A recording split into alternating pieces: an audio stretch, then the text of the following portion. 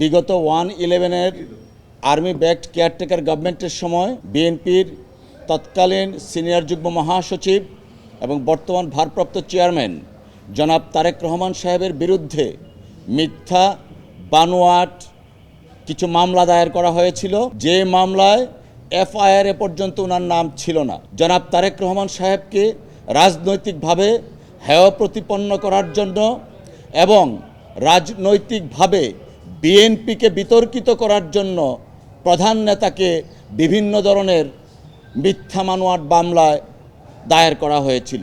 পরবর্তীতে সেই মামলাগুলো মহামান্য হাইকোর্ট ডিভিশন স্টে করার পরে এবং রুল ইস্যু করেন।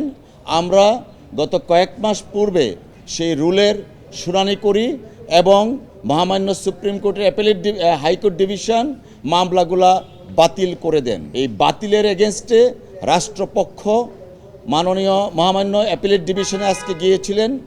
দুই পক্ষের পূর্ণাঙ্গ শুনানি হয়েছে এবং রাষ্ট্রপক্ষের যে আপিল, সেই আপিলটা ডিসমিস করা হয়েছে। আজকে মহামান্য আদালতের সর্বোচ্চ আদালতের রায়ের মাধ্যমে প্রমাণিত হলো সেই মামলাগুলা মিথ্যা বানোয়াট এবং মামলাগুলার কোনো আইনগত ভিত্তি ছিল না, ইনগ্রেডিয়েন্টস ছিল না, যে কারণেই মামলাগুলা বাতিল করা হয়েছে।